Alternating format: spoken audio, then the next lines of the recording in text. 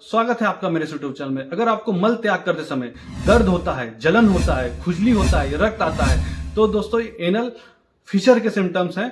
बहुत ही खतरनाक बीमारी है। जिनको होता है वो पेशेंट दिमाग में सोचा करता है कि आज लैट्रिन जाए या ना जाए। इतना खतरनाक पेन होता है, चलने भी तकलीफ हो जाता है, तरस जाता है। दोस्तों लैट्रिन करते समय उनका इतना दर्द होता है, इतना दर्द होता है कि रहा ही नहीं जाता और तड़प जाता है, इतना दर्द होता है। और एनल फिशर की वजह से लोग मल त्याग के लिए जाने में भी डरते हैं क्योंकि बहुत पेन होता है।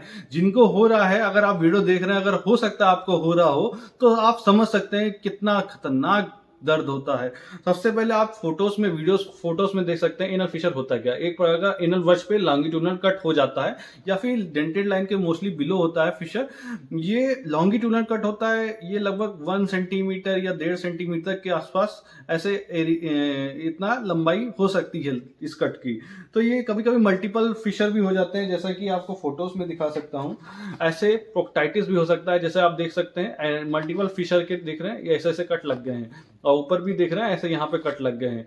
ये जब होता है तो बहुत ही खतरनाक स्थिति में होता है पेशेंट। और ये लंबे समय से अगर हो गया, अगर आपको मान लो 2 महीने से ऊपर चला जा रहा है फिशर, तो क्रोनिक फिशर में तब्दील हो जाता है और पेशेंट का जो हीलिंग प्रॉपर्टी है वो कम हो जाएगी। क्यों कम हो जाएगी? क्योंकि वहां पे रोज लैट्रिन के टुकड़े वहां पे जाके बैठ जाते हैं, इन्फेक्शन करते हैं, जो कि मल में ग्राम निगेटिव एनारोबिक बैक्टीरिया होते हैं, जिसकी वजह से हीलिंग में जो देरी होती है उस मल के टुकड़े उस घाव में बैठने की वजह से होते हैं।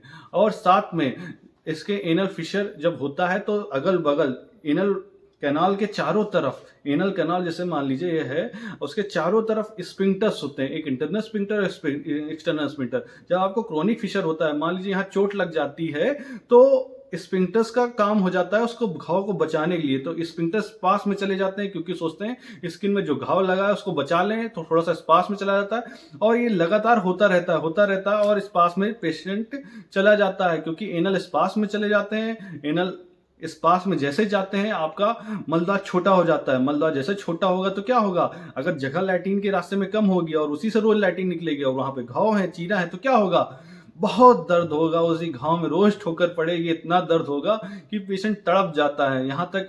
और साथ साथ अगर कभी कभी देख रहे हैं ऐसे स्किन इन्फ्लेम टैग हो जाते हैं, ये तो टैग देख रहे हैं, ये जब यहाँ पे ऐसे फिशर हो गया है, ऐसे इसके ठीक पीछे फिशर हो जाता है और ये टैग इन्फ्लेम्ड हो जाते हैं, तब ये दुविधा और खतरनाक हो जाती है। क्योंकि जब टैग इन्फ्लेम्ड होता है तो बहुत ही खतरनाक फेरे में फंस जाता है पेशेंट और जल्दी और हील नहीं होता।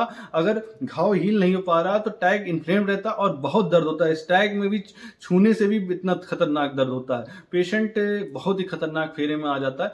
अगर आपको ऐसा समस्या आ रहा है, एनल फिशर हो रहा है, तो दोस्तों सावधान रहिए, अपने नियत डॉक्टर से मिलें। अगर आपको ऐसा समस्या है तो अपना जात्याग तेल यूज करें, नित्य यूज करें और अपने डॉक्टर से मिलें और मल त्याग के बाद 6 बार जरूर लें।